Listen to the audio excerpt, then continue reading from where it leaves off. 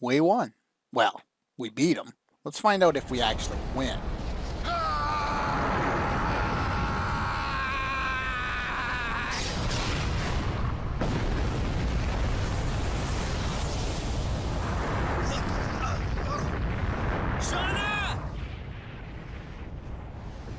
Oh, there's the princess.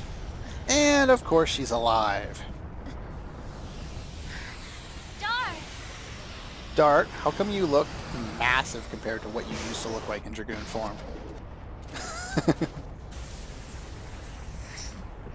Oh, there's Rose, and I guess I that's have been waiting for this moment. Zeke. Rose, I kept you don't talk, please. waiting so long. I'm sorry. Rose's voice actress does not fit her at all.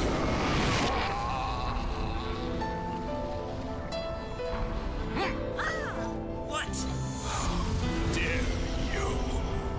Whoa. Inferior humans cannot outshine me, a god. Rose, the time has come. This is the end of our long journey. Great lip syncing there, guys. Zeke, Could you come with me? yes. I will never leave you again. Horrible voice acting. But oh well. It's really cheesy.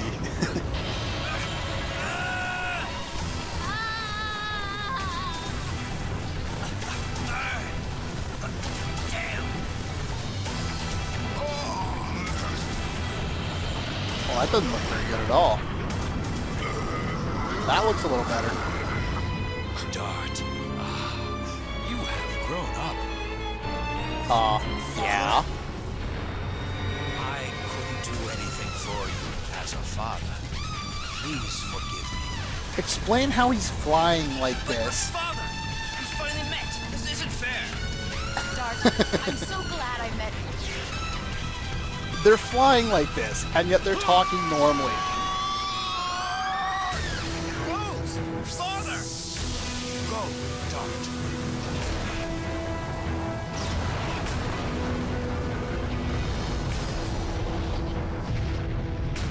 Well, that's one hell of a sacrifice. Though, if you think about it, they're finishing the battle they started 11,000 years ago. This is the end of the Dragon campaign.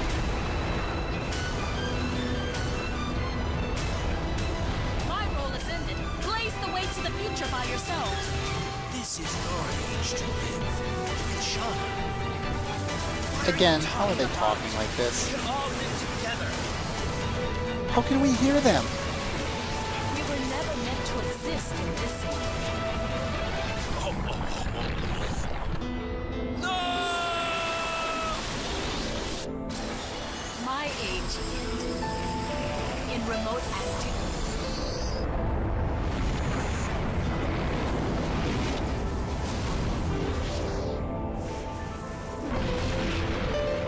Kongo, you just bowl through everything, don't you?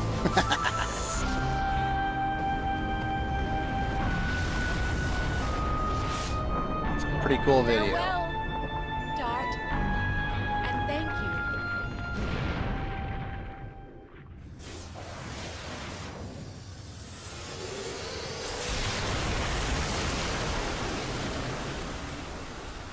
You have to think that'd be kind of weird for Dart to see his dad in the arms of the woman who killed his mom.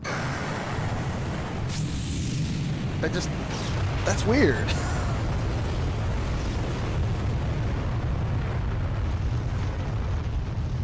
It's not that I don't understand it. It makes perfect sense that Zeke and Rose would end up together, but it just seems weird if you kind of look at the other aspects of it.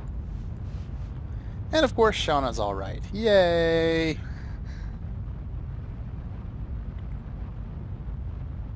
Rose! Father! I think you're a little late on that, buddy. I think they're dead. But then again, with that mushroom cloud, so is Melbu Frama.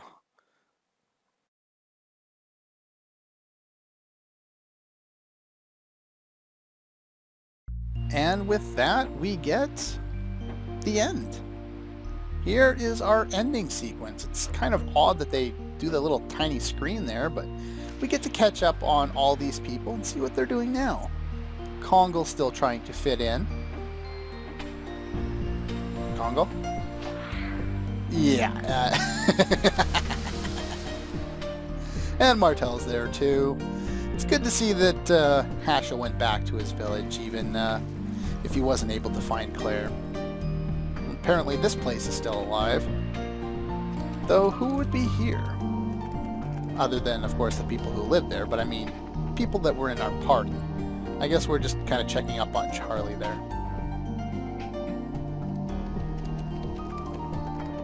I got a nice rainbow. I love the ending theme. It is just so cool. Like the laid-back, chill-out electric guitar. Oh, I love it so much. And here, we see Miranda, I guess, chilling out with the her quote-unquote sisters. They're their sacred sisters there. I guess they've rebuilt the palace at this stage. And what do we got here? Oh, there's Princess Lisa.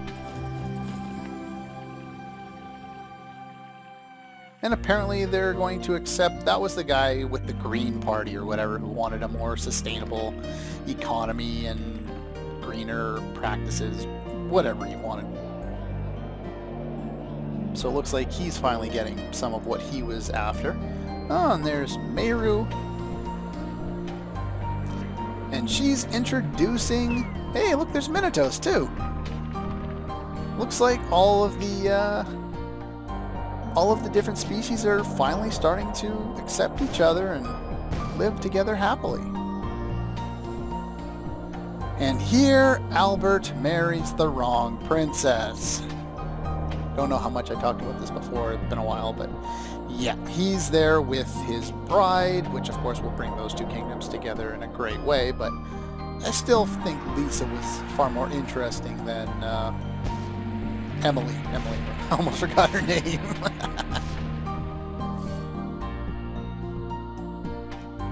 And what do we got here?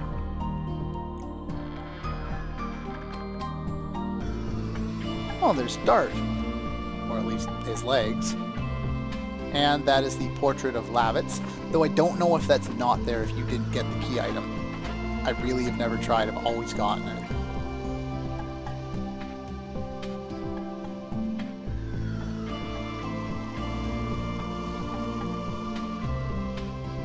And of course, the ice moves in the glass. Why is he leaving his glass of whiskey there, though, instead of drinking it? I don't know about you, but if I have a glass with something in there that I want to drink, I usually just drink it. I don't let it sit and melt all the ice. Meh. And here we have Dart and Shannon. What are they up to? They have kids! No, they don't have kids. They're working with the kids and the rest of the town of Celis to rebuild. And they're happy and together. Isn't that nice? And a quick wink back at the camera, even though you can't really tell, but yeah.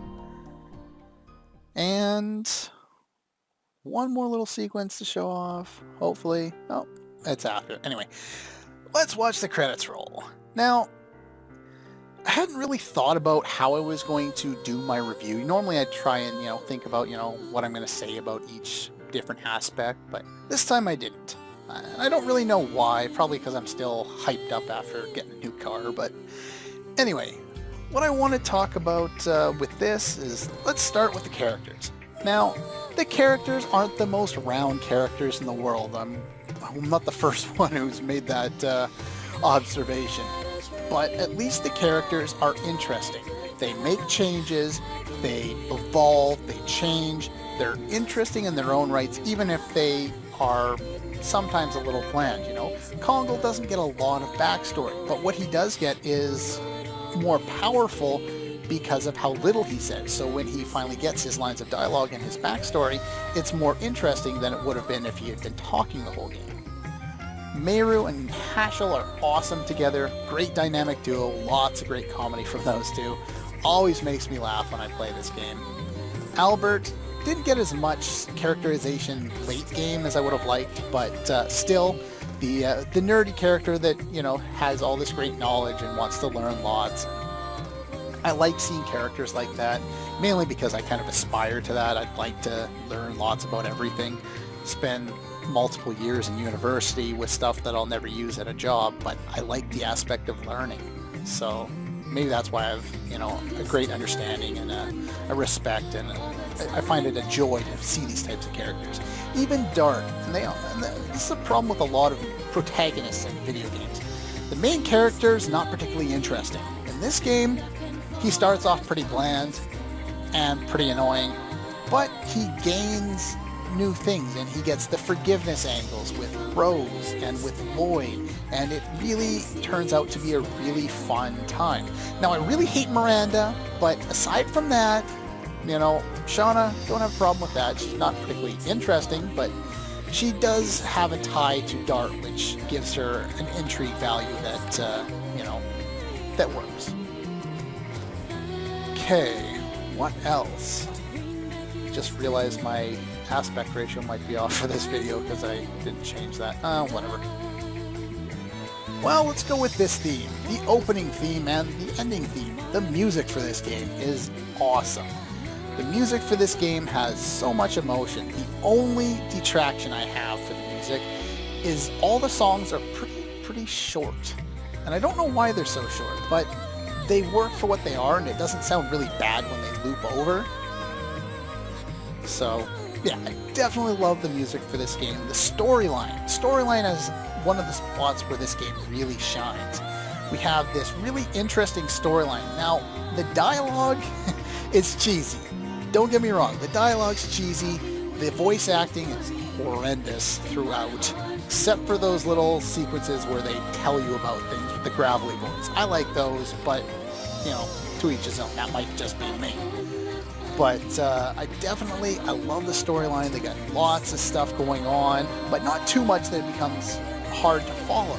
Usually you can follow what's going on. They have enough little side events that it's not really a bad, you know, issue with that. And I've never ran into these two composers in anything else. It's kind of weird. Oh well. Maybe I should look into see what else they've composed. Let's see, we got our storyline, gameplay. I like the arrow atop the characters' heads, showing, you know, how far you are from running into a battle, and on the enemies to find out how much life they have. Great touch, like that. I like the addition battle system. It adds an element to the game where you actually need to kind of just have skill instead of just mashing attack, which you don't necessarily do in other games either. Think back to Final Fantasy IX or Final Fantasy IV. If you mash attack with your mages, you're not going to finish the battle on the winning side.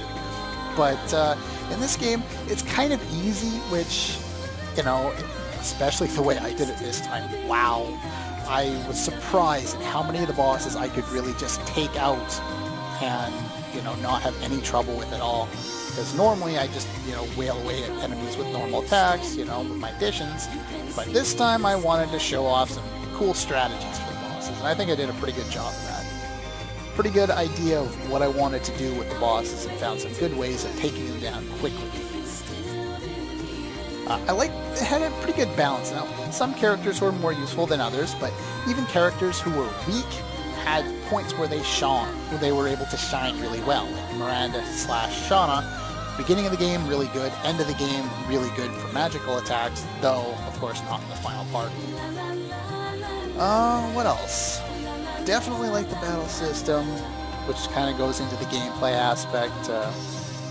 Overall, this is definitely one of my favorite games. I don't know where it ranks on my list, but it's a lot of fun to be able to play this game, and I enjoy pretty much every playthrough. However, that leads me into the one point I did want to mention in this video that doesn't really concern the game. Stop beeping, watch. I wanted to talk about... Are you going to go to it? Please don't freeze. Thank you. Okay, this is the ending sequence. I wanted to make sure you guys could see this. The one thing that this LP has kind of done for me is, because I wanted to do such a good job with this one, I wanted to do the extra research.